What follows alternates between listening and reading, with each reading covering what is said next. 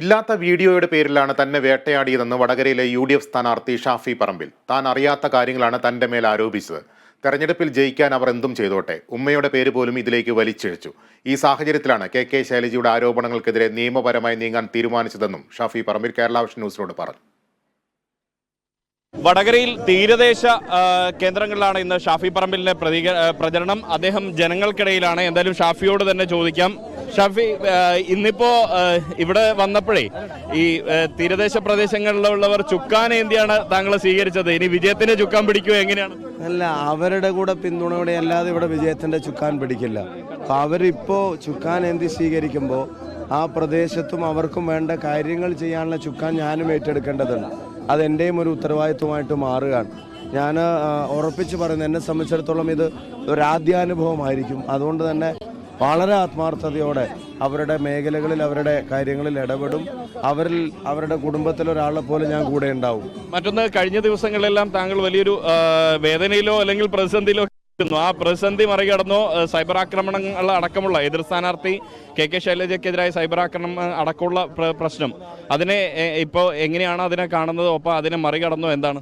ഞാൻ വേദനയിലുമായിരുന്നില്ല, പ്രതിസന്ധിയിലുമായിരുന്നില്ല. രണ്ടിൻ്റെയും കാരണം എനിക്ക് അതിനകത്ത് പങ്കില്ലെന്നും ഞാനത് ചെയ്തിട്ടില്ലെന്നും വളരെ കൃത്യമായി തന്നെ ഞാൻ സ്റ്റാൻഡ് വ്യക്തമാക്കിയതാണ്.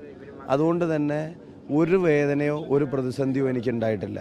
രണ്ടാമത്തെ കാര്യം, ഞങ്ങൾ പറഞ്ഞെടുത്താണ് ശരി എന്നുള്ളത് ഉത്തരവാദിത്തപ്പെട്ടവർ തന്നെ പത്രസമ്മേളനത്തിൽ പറയുന്നു, നമ്മൾ കേട്ടു. ഇല്ലാത്ത ഒരു വീഡിയോയുടെ പേര് പറഞ്ഞിട്ടായിരുന്നു ക്രൂശിക്കൽ മുഴുവൻ നടന്നിരുന്നത്. പക്ഷെ അത് വടകരയിലെ ജനങ്ങൾ അക്സെപ്റ്റ് ചെയ്തിട്ടുണ്ടായിരുന്നില്ല എന്നുള്ളത് എനിക്ക് അപ്പോഴേ തോന്നിയിരുന്നു. അതുകൊണ്ട് അതിൽ ഞങ്ങൾക്കെതിരായിട്ടൊന്നുമില്ല, നേരത്തെ ഉണ്ടായിരുന്നില്ല, ഇനിയോട്ട് ഉണ്ടാവാനും പോകുന്നില്ല. ഞങ്ങൾ ഉള്ള കാര്യങ്ങൾ പറഞ്ഞിട്ട് തന്നെ സമയം കിട്ടുന്നില്ല. അതന്നെ ധാരാളം വിഷയങ്ങളുണ്ട്. അത് പറഞ്ഞിട്ട് തന്നെ ഞങ്ങൾ വോട്ട് ചോദിച്ചോളാം.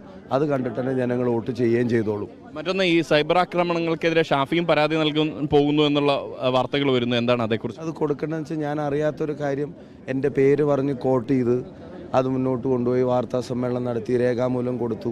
ഇപ്പോൾ ഇലക്ഷനിൽ ജയിക്കാൻ വേണ്ടി എന്തും ചെയ്തോട്ടെ. അതിൻ്റെ ഇടയ്ക്ക് എനിക്ക് ഉമ്മയില്ലേന്ന് വരെ ചോദിച്ചു കളഞ്ഞു. എന്ന് വെച്ചാൽ അമ്മയും പെങ്ങന്മാരും ഇല്ലേന്നാണല്ലോ എൻ്റെ ചോദ്യം. അപ്പം ഇല്ലാത്ത ഒരു വീഡിയോയുടെ പേരിലാണെന്ന് ആലോചിക്കണം. പിന്നെ അവരെന്നെ അത് അക്സെപ്റ്റ് ചെയ്യുന്നൊരു സാഹചര്യം ഉണ്ടായി. അപ്പോൾ അത് ചെയ്യാൻ പാടില്ലല്ലോ. മറ്റൊന്ന്, ഈ ഈദ് ദിനത്തിൽ നടന്ന ഒരു പരിപാടിയുമായി, ഈദ് വിത്ത് ഷാഫി എന്ന പരിപാടിയുമായി ബന്ധപ്പെട്ട് താങ്കളോട് ഇപ്പം വിശദീകരണം ചോദിച്ചിരിക്കുന്നു. അത് LDFിൻ്റെ ഒരു പരാതിയുമായി ബന്ധപ്പെട്ടാണ് തെരഞ്ഞെടുപ്പ് കമ്മീഷൻ വിശദീകരണം. അവിടുത്തെ ഒരു കമ്മിറ്റി ഒരു പരിപാടിക്ക് വിളിച്ചു, ഞാനവിടെ പോയി പ്രസംഗിച്ചു. ആ പരിപാടിയുടെ സ്റ്റേജ് ഇട്ടിരിക്കുന്ന എവിടെ, അതിൻ്റെ ഡോക്യുമെൻ്റ് ഒന്നും ഞാൻ കാണില്ലല്ലോ. അതിൻ്റെ സംഘാടകരുമായിട്ട് സംസാരിക്കാം. ഇപ്പം ഞാൻ അറിഞ്ഞുകൊണ്ടിപ്പം ഒരു പ്രശ്നമുള്ള സ്ഥലത്തല്ല. അതിൻ്റെ ലാൻഡിൻ്റെ തർക്കം എന്താണെന്ന് ഞാൻ മനസ്സിലാക്കുന്നത്. അത് കമ്മിറ്റിയായിട്ട് ആലോചിച്ചിട്ട് വേണ്ട പോലെ ചെയ്യും.